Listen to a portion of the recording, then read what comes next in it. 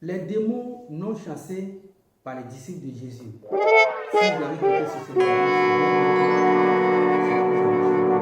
du coup, vous voulez réellement savoir si c'est vrai ou faux. Mais dans cette vidéo, vous allez voir effectivement que les disciples de Jésus n'ont pas pu chasser ces démons. Et pourquoi?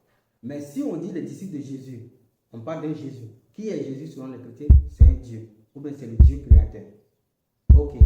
Pour nous, nous ne reconnaissons pas cela. Mais pour les chrétiens, Jésus est le Dieu créateur. Du coup, quand on parle de Dieu créateur, on parle de l'omnipuissance. Cette omnipuissance, elle est accordée à un individu. L'individu est tout entier, à part entière. Elle est accordée à un individu dont l'individu est autoritaire à part entière sur toute chose. Ok.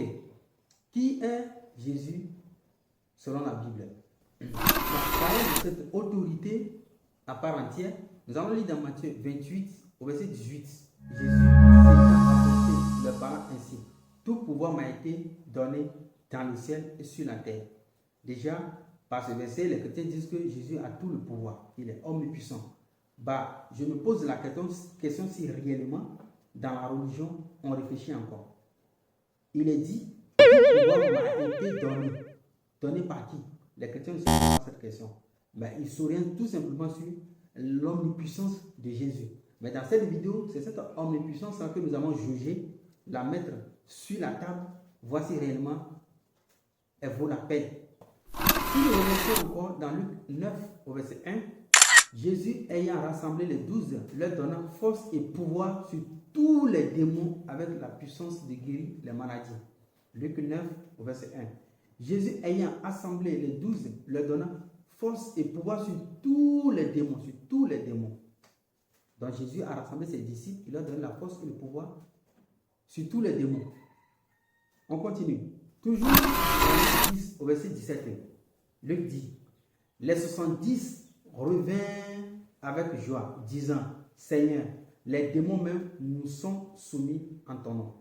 Du coup, selon Luc, Jésus aurait envoyé ses disciples à la mission de prêcher et avec la puissance entière, et à leur retour, ils ont témoigné que tous les démons leur sont soumis. N'est-ce pas? Jusque-là, on aimerait très bien croire Luc. Pourtant, Luc qui est en train de raconter déjà ces fables-là, Luc, il n'est pas un disciple de Jésus. Luc n'avait pas marché avec Jésus. Mais comment Luc, lui, il a su tout ça? Il va me dire dans Luc 1, verset 1, qu'il aurait fait des enquêtes et il aurait rassemblé les huidies.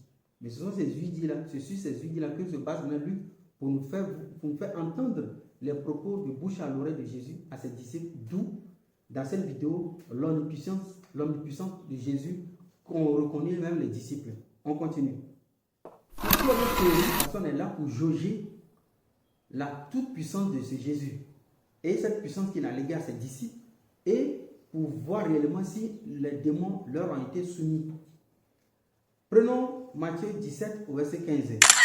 Il est dit, Seigneur, aie pitié de mon fils qui est lunatique et qui souffre cruellement. Il tombe souvent dans le feu et souvent dans l'eau. Je l'ai amené à tes disciples et ils n'ont pas pu le guérir. Là, on se pose la question. La puissance, la toute puissance que Jésus avait donnée à ses disciples, d'où l'aveu des disciples à leur retour de la mission que les démons leur ont été soumis. On se pose maintenant la question, pourquoi est-ce que je l'ai amené à tes disciples et ils n'ont pas pu le guérir? Là, une contradiction flagrante. On continue, verset 17.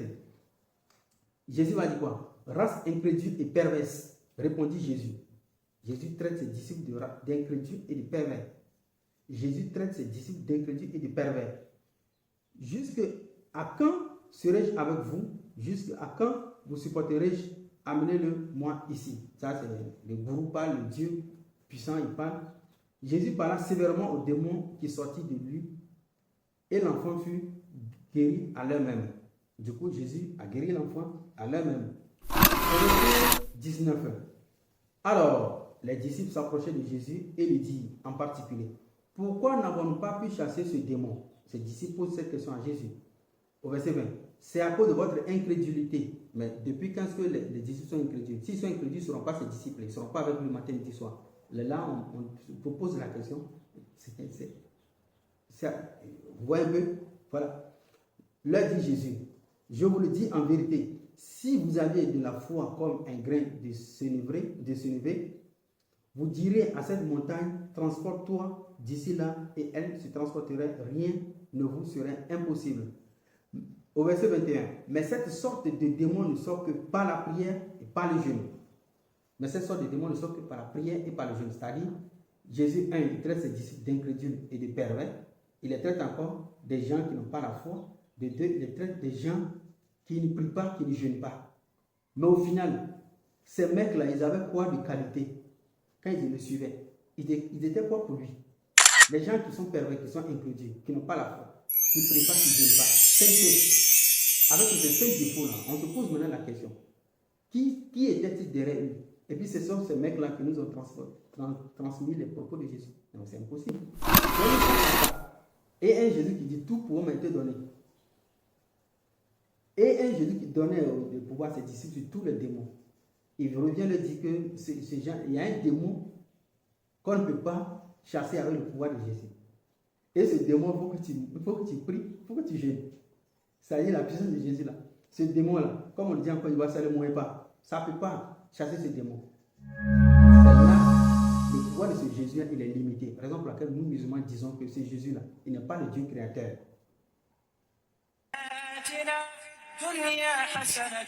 وفي الآخرة